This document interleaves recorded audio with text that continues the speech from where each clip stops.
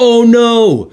My friend's dog chewed up her boots up at the top here. So let's send these off to Thomas Barrett at Sillers Boot and Shoe and see what he can do to fix these boots up, to make them like they were before. Maybe we can get a matching pair out of them. Let's see what happens. I'm just here to connect ya, and then I'll be on my way. Hey everybody, my name is Jeremiah Craig. Welcome back to the channel.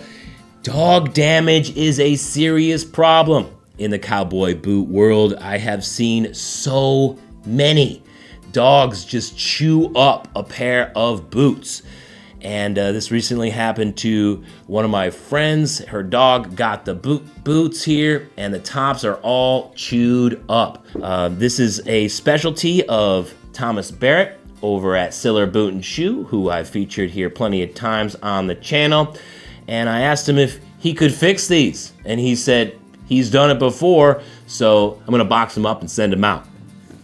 One of the main reasons why I like cowboy boots made from real leather is because it's a very durable material that lasts long and it breaks in. It's awesome. Chances are that you like a lot of leather products as well, not only boots, and that's why I want to talk about Saddleback Leather Company. One of the things that immediately stood out to me wasn't just the quality of the leather, but also the brand spirit of adventure.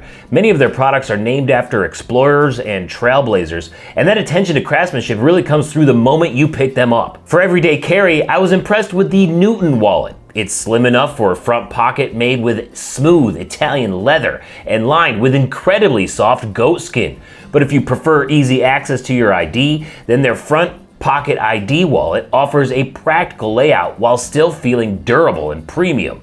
If you're someone who likes a traditional wallet, the William Penn bifold is built like it could last a lifetime. Thick leather, plenty of card storage, and the kind of quality that gets better with age. But Saddleback Leather Company also makes bags and briefcases. I tried out the Livingstone briefcase, and from the full grain Italian leather to the stainless steel hardware to the padded shoulder strap and thoughtfully designed interior, everything about it feels rugged, functional, and ready for years of daily use. Leather only gets better with time, and it develops a character that's completely unique to you. Saddleback Leather Company even has a slogan that goes, "They'll fight over it after you're dead," meaning the inheritance to the next generation, like your kids, will be fighting over this high quality leather product that meant so much to you during your lifetime. You'll be able to pass it down through the generations. And after handling these products, I can say they can withstand a lot. You can watch my entire video featuring their products or just browse the collection over at Saddleback Leather Company's website. I have links in the description.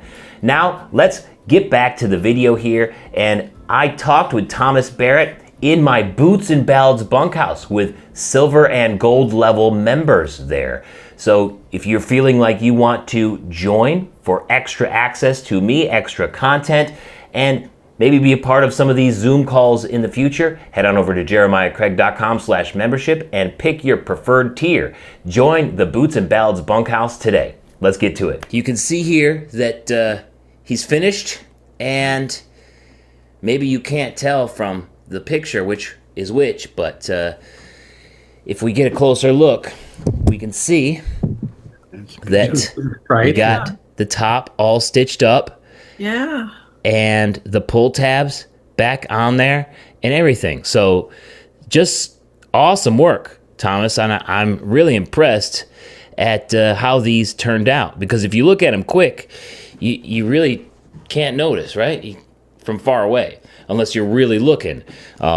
So I'm noticing, of course, the black leather on the outside, new pull tabs, liner leather as well, but I'm also feeling in here, and maybe you guys can see a little bit, but there must be an extra leather reinforcement that I kind of want Thomas to talk about. So Thomas, can you talk about the process of repairing dog damaged boots for us? Absolutely. So, each one of these projects that comes in, it's very fun to take on. It's very challenging many times, and many times it's very unique. So in this particular case, specifically because these are pull-on boots, the area that was damaged was really critical because that's where all the force is putting your boots on. And so just as you can feel, Jeremiah, that extra layer of leather, what I did was laminate some leather in between the visible liner and the visible outside of the top of the boot. And I glued that into place so that it was one more layer and avenue to hold everything together. In my experience, when you bond like materials to like materials with the appropriate adhesive, it really makes them one layer if you do it correctly. And so with this repair in particular, because of the nature of the damage and where it is on the boot, I wanted to make sure that the repair I did never failed as a result of normal wear and tear, which is pulling on those boots. And so you'll notice right off the bat, the outside of the boot, I tried to blend as well as I could, including skiving the patch leather and the original leather at an angle so that there was more surface area to glue those together. And then you have the internal piece that was glued on. And then on the inside, that liner leather, I made sure to run long. And that way, when I came back and did the cross stitching, it's going through as much leather as possible in an effort to just make sure that whatever repair I do is never a point of failure in the future. Was there anything that you ran into with this dog damage that was different from other dog damage boots? Because I can only imagine that dogs are going to pretty much just take and chew on whatever part that they get to first. So I imagine it could be different every single time that you repair dog damage. What made this different than some other ones you had? So most of the dog damage boots that I get are the toes of the boot. And almost exclusively it's on the favorite pair, the fashion pair, the snip toe pair, very specific profile. You know, we're talking about greater than 90-degree bends at the end of the toe. And so when it comes to fixing those, there's a fair amount that goes into it. This is one of the few where it was limited to just the uppers.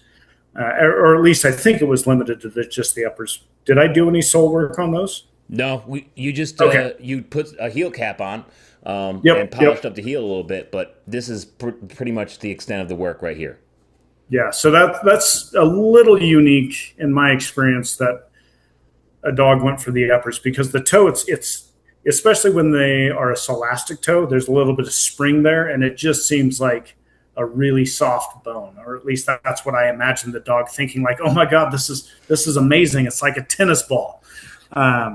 So in this particular case, because I'd never really done the uppers of a boot, and because the damage went below the boot poles, the biggest hurdle for me was the amount of mental time I just had to think about the different routes I could go and the different options I could do before I just committed to cutting off the damaged portion. Because once it's easy to take more, you can never put it back, right? Like if you cut something off, you have to replace it. And so I wasn't hesitant, but I wanted to make damn sure I had a good plan before I started.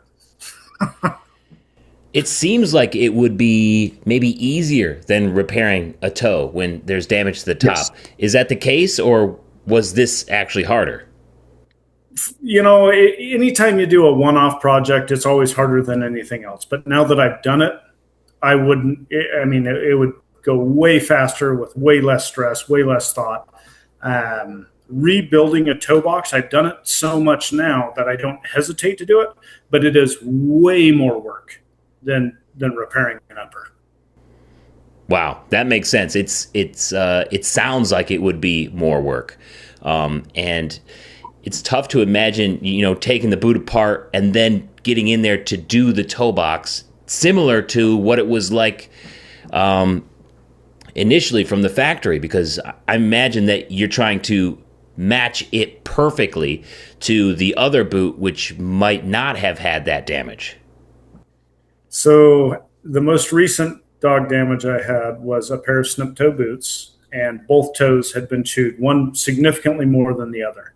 And so I had to resole, re-welt, fix the toe damage, and reprofile the toes. And that's just at the toes of the boots. They were pretty rough. And yeah, it's this overwhelming project when you look at it. You're like, there's so many ways this could go wrong, and the best thing to do is just jump into it. You know, if you agreed to do it, you got to get it done. So just take it one step at a time. And I've done it enough now. I feel pretty comfortable explaining the potential risks and long-term effects of repairing something that's damaged beyond the point of returning it to factory. Like when an upper is chewed halfway up a snip toe, there's no good way to sew a patch on that. There's no machine that will reach into a snip toe, and they weren't a really high quality boot either. And so the materials that were used were compromised also. So it's just really navigating and understanding the situation you're in, making sure that the customer and I are on the same page, because time is money, and the last thing I want to do is either party get overextended beyond where they wanted to be. But boy, I'm happy to say she was very happy when she showed up and saw him. So, that's always a good thing. Yes, I love it. The fact that you were able to repair those must have been pretty magical to that customer. And also, if both toes were damaged, then that pretty much left it up to you to match them yourself and not have to match one toe shape to one that was straight from the factory. So I imagine that might have been a little bit of a relief for you.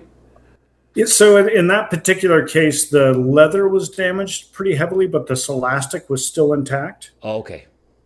But the idea holds. In other cases where the Celastic has been damaged, maybe not missing, but once a dog chews on something, it's distorted, and you can see, even if you cover it with leather, you can see the different bumps and gouges and whatnot. So it is always easier to make two things align when you can adjust both. But if you have to make one thing exactly like the other, that's it. Yeah, it's a bit trickier. So it sounds like if somebody has dog damage on their boots, because it can be so different depending on the circumstance, depending on the boots itself, the best bet is to contact you directly and maybe figure out how to send pictures to you or to bring them into the shop itself and see what could be done in that particular situation.